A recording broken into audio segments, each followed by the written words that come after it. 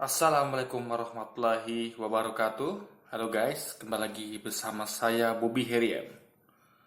Kali ini saya ingin mengomentari statement dari Gubernur Kalimantan Timur, Pak Irsanul ya. Jadi gini guys, jadi beliau itu memberikan semacam sambutan ya di UI ya. Itu beliau mengatakan ya, dia bercerita kalau dia itu mengatakan kepada presiden kita, yaitu Pak Jokowi, itu kalau dia ya berhasil memindahkan ibu kota dari Jakarta ke Kalimantan Timur, itu beliau dijamin masuk surga. Jadi presiden Jokowi dijamin masuk surga, dan itu nggak perlu lagi ibadah gitu guys. Nah, ini ya sesat dan menyesatkan gitu. Nah, ini harus kita luruskan gitu ya. Jadi kita sebagai orang yang konsen di bidang agama ya, kita adalah channel yang tujuannya ngedukasi gitu. Ini nggak benar guys ya. Ya. Kita tahu saat masuk surga itu ya. Ntar kita bahas dulu ya. Ini kita selesaikan dulu. Jadi gini, dia menyampaikan itu kepada Pak Jokowi, dan Pak Jokowi tentu heran gitu kan. Nah, jadi dan katanya Pak Jokowi senang gitu. Nah, soalnya Pak Jokowi harus berdasarkan hal ini gitu. Dia seharusnya tahu kan ini sesat gitu. Orang nggak bisa masuk surga ya hanya karena memindahkan ibu kota gitu, ya kan? Karena memenuhi impian dari 3 presiden sebelumnya gitu. Katanya kan Presiden Soekarno, lalu Soeharto, SBY itu pengen memindahkan ibu kota, tapi nggak berhasil. Nah, kalau Pak Jokowi berhasil, berarti Pak Jokowi masuk surga dan tidak perlu ibadah lagi. Nah, ini kan sesat guys. Ini perlu kita luruskan itu, ya kan? Nah, dan kita dikonfrontasi di penjelasan dari Humas Pemprov Kaltim kata gini, maksudnya itu adalah ketika ibu kota pindah, itu bahkan banyak orang Kalimantan Timur yang senang dan mendoakan. Nah, guys, ini kalau dilihat itu ini bikin sesat tuh guys. Sama kayak misalnya kayak gini, orang yang teroris itu mengatakan misalnya perangilah orang kafir dimanapun mereka berada gitu. Jadi hanya lihat sepotong gitu. Makanya jangan nggak perlu kita tuh nggak bisa melihat sepotong-potong, harus utuh guys. Anda bayangkan ya. Ketika melakukan statement seperti itu, apa dia lupa gitu? Nah, anggaplah orang masyarakat Kalimantan Timur mendoakan Pak Jokowi gitu kan. Nah, ingat doa saja nggak bisa membuat orang masuk surga. Dan ingat yang jamin surga itu hanya Nabi Muhammad ya para nabi dan juga para sahabat. Gitu. Itu jelas di Quran tertulis gitu. Dan Nabi menyampaikan, apa yang Nabi menyampaikan itu semua adalah benar gitu. Karena Nabi itu bukan berkata dari dirinya sendiri, tapi berdasarkan apa yang diterima, dari wahyu yang diterima dia gitu. Jadi tidak ada satupun orang bisa menjamin masuk surga kecuali yang Nabi sampaikan, yaitu para nabi dan para sahabat gitu. Ya. Pak Jokowi itu bukan nabi, bukan sahabat gitu. Dan tidak ada di jaminan di Al-Quran atau Nabi sampaikan, tidak ada jaminan gitu. Siapapun orangnya, termasuk orang paling soleh sekalipun, Habib kita ya, Habib Rizik, Ustaz Abdul Somad, itu tidak ada jaminan masuk surga semuanya. Kan itu semua butuh butuh rahmat Allah SWT itu. Jadi kita hanya bisa buat yang terbaik gitu. Nah, ini adalah sama dengan mendahulukan Allah sendiri gitu. Ya. Jadi kalau Anda ada berani menjamin orang masuk surga ya, itu sama dengan arti Anda mendahului Allah gitu. Itu berbahaya guys. Jadi ini harus diluruskan pemahaman ini. Lalu gini, yang dia lupa yang dia lupa. Memindahkan ibu kota itu butuh dana, itu setelah itu dikonfrontir ya, dibantah oleh Profesor Emil Salim ya di acara sama di UI juga. Itu Profesor Emil Salim itu langsung menegaskan dengan kajian dan penjelasan. Kalau ini sekarang lagi krisis itu. Ada Covid segala macam gitu kan. Jadi nggak layak. Jadi gini guys, kita bergegas sederhana aja ya. Sekarang lagi krisis nih, ya. Ada COVID-19, ya kan. Sekarang banyak orang yang di PHK, termasuk saya ya. Saya juga terkena PHK ya, bukan dirumahkan dan akhirnya jadi PHK gitu. Meskipun ceritanya saya disuruh mengundurkan diri, tetap aja itu adalah suatu pemutusan hubungan kerja dengan cara yang disuruh mengundurkan diri sendiri gitu. Mengundurkan diri dengan cara halus itu kan. Nah, memang perusahaan nggak sanggup lagi untuk menggaji gitu kan. Nah, dan kita perlu lihat di mana-mana kalau ada keluar sekarang perhatikan ya, itu dulu tuh nggak seperti ini guys. Ya, pagi 2014 ke bawah tuh nggak seperti ini gitu. Sekarang ini 2014 tuh makin kita melihat makin terpuruk bangsa ini gitu. Saya melihat ya di komplek perumahan saya aja ya dan di tempat lain gitu. Itu ya, itu dulu nomor pemulung itu 1 2 guys. Pemulung ya, 1 2. Sekarang banyak sekali pemulung itu. Di kompleks saya itu ada berapa gitu kan, di kompleks perumahan saya gitu. Yang nggak pernah saya temukan dulu ada orang mulung itu di rumah, komplek perumahan guys. Biasa orang pemulung itu pun dia apa namanya? Dia itu apa ya namanya? Nggak sampai komplek perumahan lah dan nggak menjamur sekarang gitu. Lalu orang yang jualan gitu. Jadi sekarang tuh banyak sekali orang jualan gitu kan. Kenapa? Mereka nggak punya pilihan lain gitu.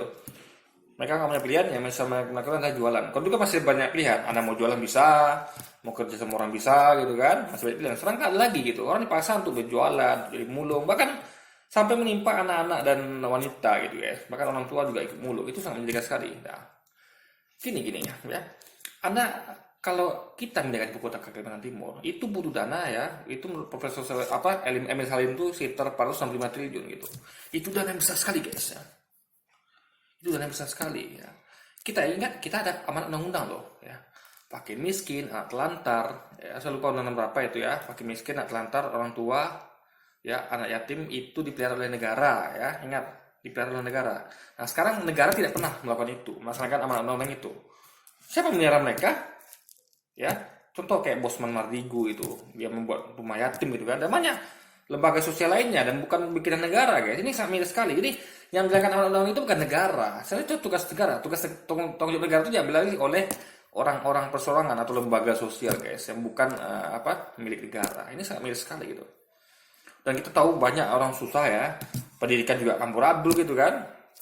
Apa namanya? Biaya udah ada dana bos tapi masih sekolah masih mahal gitu, ya kan? Jadi dana sekolah menurut saya lebih murah waktu saya dulu guys. Waktu saya sekolah dulu ya SD SMP SMA itu lebih murah gitu bayar SPP daripada sekarang itu kan. Soalnya luar biasa masuk sekolahnya sampai jutaan, ada yang 5 juta gitu kan. Dulu nggak seperti itu guys dulu. Lu biar masuk sekolah intinya dulu tuh orang tua saya nggak berat masukin anak sekolah guys. Sekarang cukup berat gitu kan. Karena sekarang luar biasa biaya masuk sekolah gitu.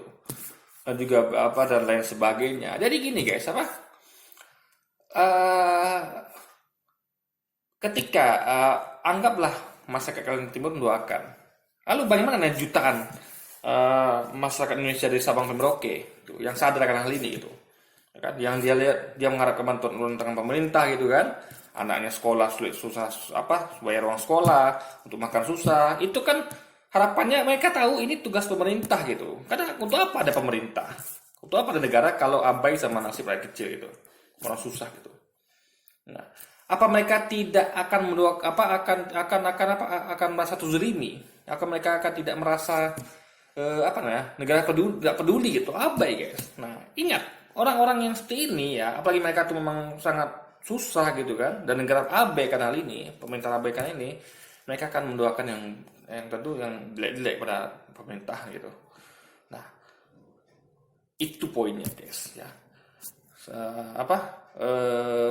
Begitu banyak. Jadi banyak mana orang Indonesia dari Sabang sampai Merauke dibandingkan dengan masyarakat Kalimantan Timur gitu. Tapi ingat, gak semua masyarakat Kalimantan Timur setuju ibu kota pindah ke sana gitu. Ya.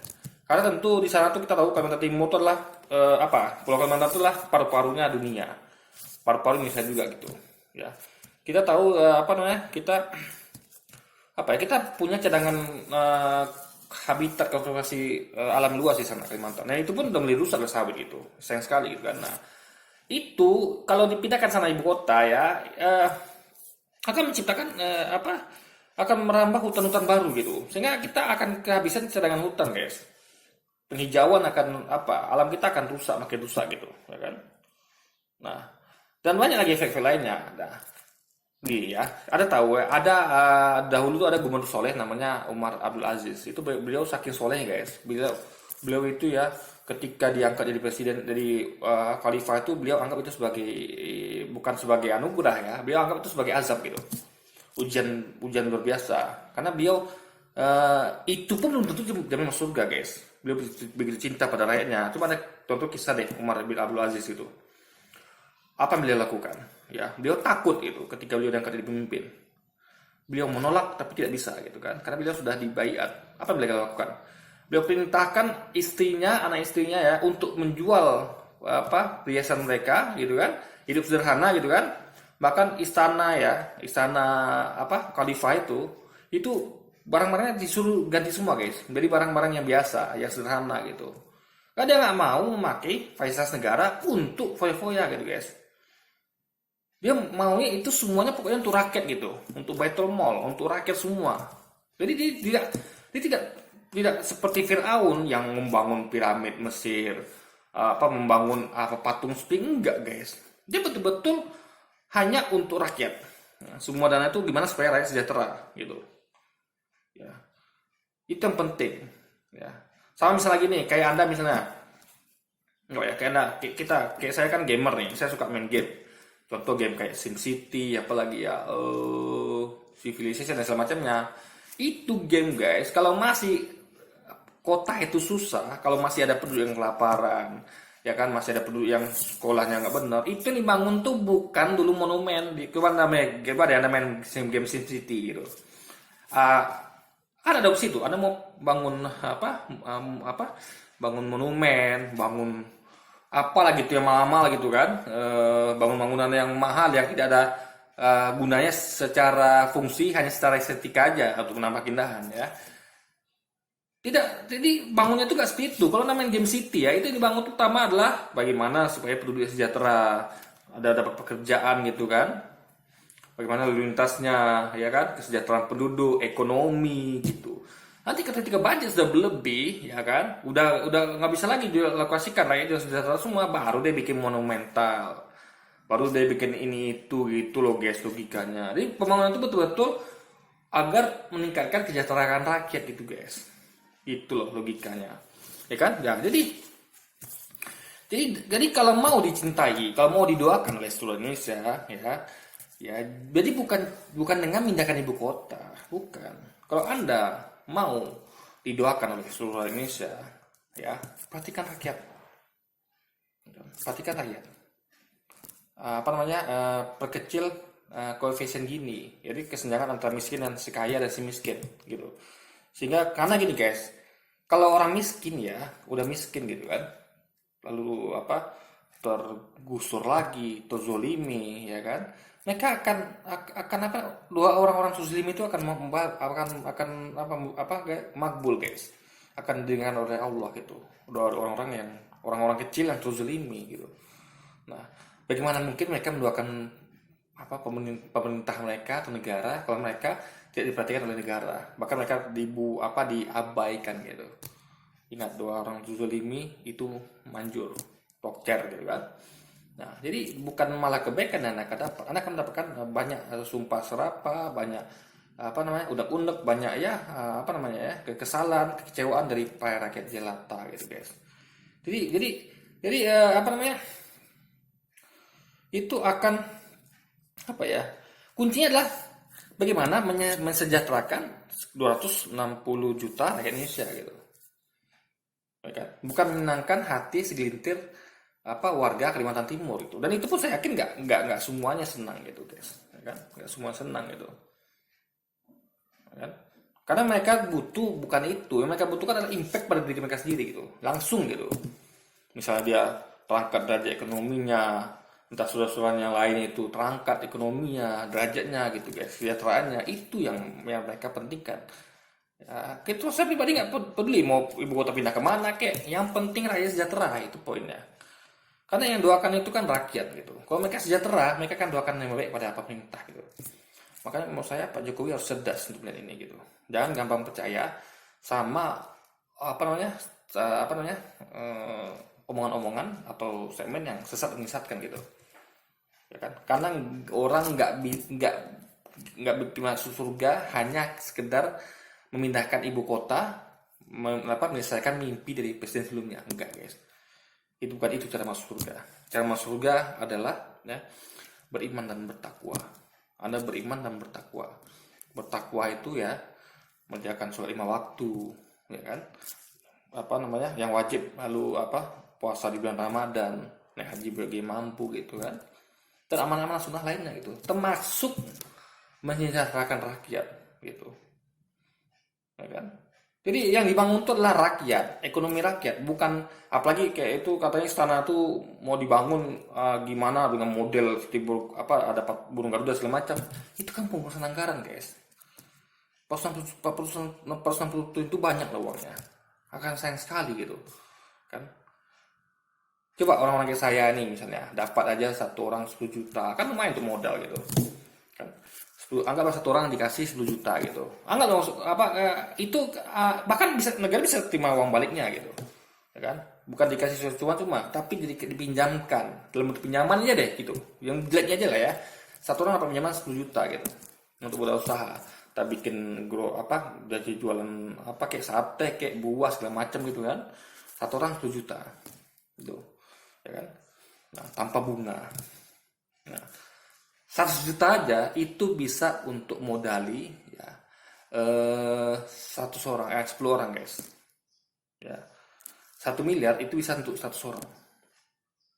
1 triliun bisa 100.000 orang guys, luar biasa ya kan. Jadi sekali lagi guys ya, dan tentu ada hal lain juga di mana ya, pendidikan kita gitu kan, untuk bagaimana kita ini banyak pengurusan ya, kita nih cuma membangun ilmu tapi tidak akhlak. Anda bayangkan ya betapa banyak pengurusan di sekarang ini ya, membeli barang-barang tidak berguna seperti minuman keras, apalagi orang membayar pelacur lah, apalagi yang hal-hal tidak berguna lainnya gitu, yang hanya mementingkan syahwat ya kan. Nah coba kalau kita membenahi ilmu dan akhlaknya, uang itu akan maksimal guys. Kayak saya nih ya, kalau saya misalnya kalau anak saya atau saya mendapatkan pendidikan yang benar itu kan, itu tidak akan, misalnya saya akan menginjak tempat maksiat seperti pelacuran, seperti minuman keras, atau hal-hal tidak berguna lainnya, seperti kalau ini bulan puasa ini membeli mercon gitu kan. Uangnya akan saya gunakan untuk apa? Saya akan gunakan uangnya untuk kebutuhan hidup yang pokok, sisanya saya sedekahkan gitu ya kan. Itu guys, jadi membangun ilmu dan akhlak guys gitu loh, sehingga tidak akan ada lagi kemiskinan, tidak akan ada lagi kriminal. Kenapa? Karena masing-masing pribadi ini punya ilmu dan akhlak yang mulia guys, ilmu tinggi, akhlak mulia, sehingga dia akan membangun bangsa, membangun masyarakat, membangun keluarga, dan tetap terkontrol hidupnya. Dia tidak akan membangun dengan cara merusak gitu, membangun pelacuran, perjudian, membangun tempat minuman keras, dan membangun hal-hal yang buruk lainnya gitu. Dia akan membangun sesuai dengan perintah Tuhannya gitu. Dia akan membangun hal-hal baik saja gitu ya kan, membangun hal-hal yang bermanfaat dan berguna, dan bukan membangun semacam hal yang mubazir gitu guys, gitu loh logikanya. Oke, jadi sekali lagi ya, nggak benar itu kalau misalnya orang yang masuk surga hanya karena memindahkan ibu kota dari Jakarta ke Kalimantan Timur, itu sesat. Dan presiden harus cerdas akan hal itu ya. Kalau saya sih jadi Pak Jokowi, saya ketawa gitu ya kan, bahkan saya akan dakwahin orang itu gitu. Anda ini ngaji di mana gitu ya kan. Saya aja yang bukan pejabat, bukan siapa-siapa ya, hanya rakyat kecil tahu akan masalah ini gitu ya. Masa Anda sebagai gubernur Kalimantan Timur bisa membuat punya pemikiran seperti itu ada ngaji di mana gitu. Mau saya tanya kan, ada ngaji di mana gitu ya kan. Sayang sekali pejabat seperti itu guys ya. Masih mending lah saya yang cuma raja jelata ini gitu, masih paham akan agama gitu. Itulah makanya bahayanya kalau pejabat publik itu nggak paham agama guys, akan berbahaya gitu kan. Kita pun sebagai rakyat harus cerdas tuh ya. Silakan lah mereka mau kasih segmen sesat apapun itu kan. Nah makanya harus ada kita ini, channel atau orang-orang yang terus mengedukasi seperti saya ini gitu, sehingga rakyat itu cerdas gitu. Kalau orang ngomong seperti itu ya kita ketawain aja gitu ya kan. Kita cukup ketawa senyumnya gitu, berarti ini orang ngaji nggak bener itu guys.